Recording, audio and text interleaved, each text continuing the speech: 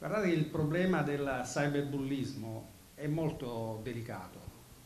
Viviamo in un'epoca digitale dove tutto è diventato veloce, rapido, dove il cellulare praticamente coinvolge l'80% della nostra vita.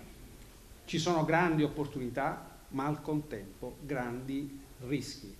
In occasione della giornata nazionale contro il bullismo e il cyberbullismo, una rappresentanza della Polizia Postale ha incontrato gli studenti dell'Istituto Superiore Pacinotti di Mestre. Qui, nell'Aula Magna, un gruppo di alunni ha presentato ed infine consegnato al questore di Venezia, Gaetano Bonaccorso, un elaborato frutto del loro studio e approfondimento sul tema del bullismo, del cyberbullismo e delle insidie della rete. Un fenomeno che va contrastato attraverso sia azioni repressive laddove è necessario, ma soprattutto attraverso progetti culturali come quello che oggi stiamo portando avanti. Gli agenti hanno spiegato alle classi che tutto ciò che viene pubblicato nelle chat, in rete o sui social può creare enormi danni. Hanno sottolineato l'importanza di riferire ai genitori, agli insegnanti o a un adulto di fiducia qualsiasi cosa che possa destare sospetto o preoccupazione e di fare una repentina denuncia in caso di atti di bullismo. Nella scuola è presente anche un team bullismo proprio per trattare questi temi. Ed è stato molto utile, soprattutto quest'anno, perché abbiamo cominciato a proporre delle azioni concrete